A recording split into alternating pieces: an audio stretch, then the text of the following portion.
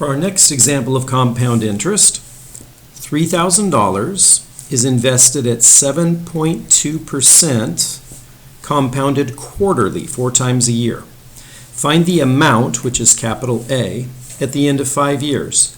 And here's just a reminder, just find all of the variables and plug it into the formula. Now the formula is the future value is equal to P times 1 plus I raised to the n.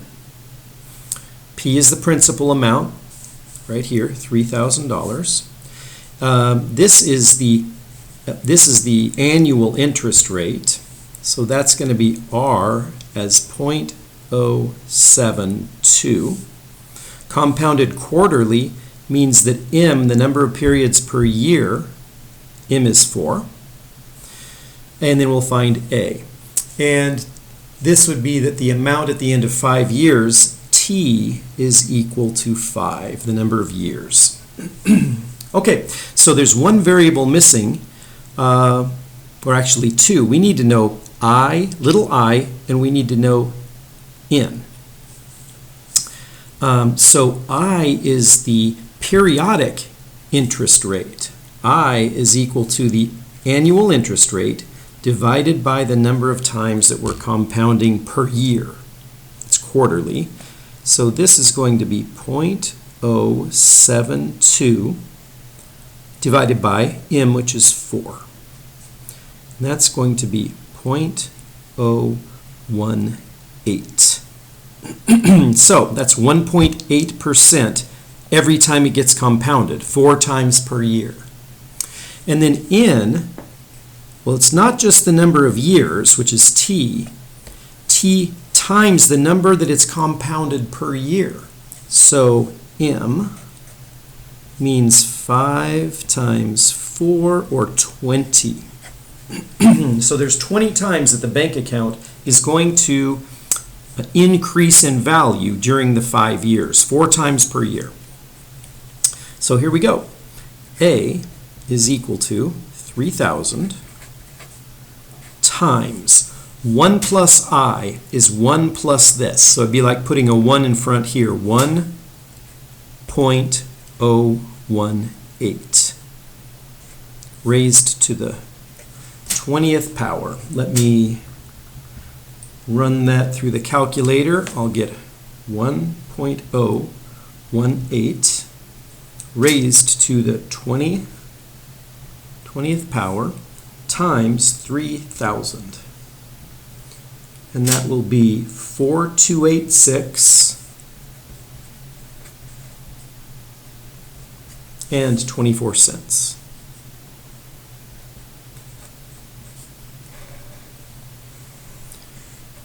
So the amount at the end of 5 years, when $3,000 is invested at 7.2% compounded quarterly, is $4,286.24.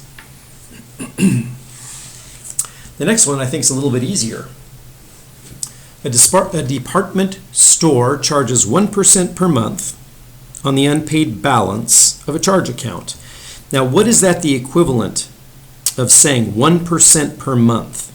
That's the equivalent of saying 12% per year interest compounded 12 times per year. Is that right?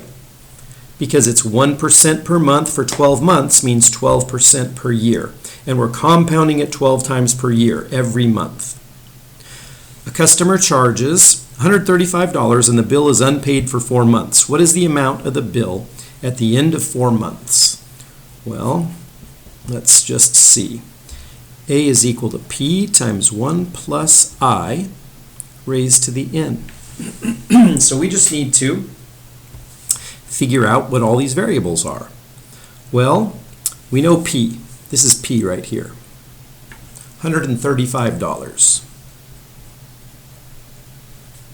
times what?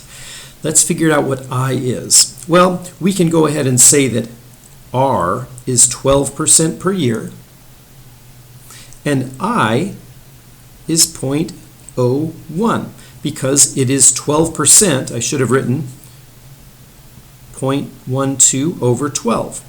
which is 0.01, 1%. So 0.01, 1.01. And then N is the number of periods. Well, how many months is that? It is, was it 4 months? Yeah, 4 months. N is equal to 4. And I'll write that I is equal to 0.01. And let's plug that into the calculator and see what we've got. 1.01 raised to the 4th power times 135. And that turns out to be $140.48.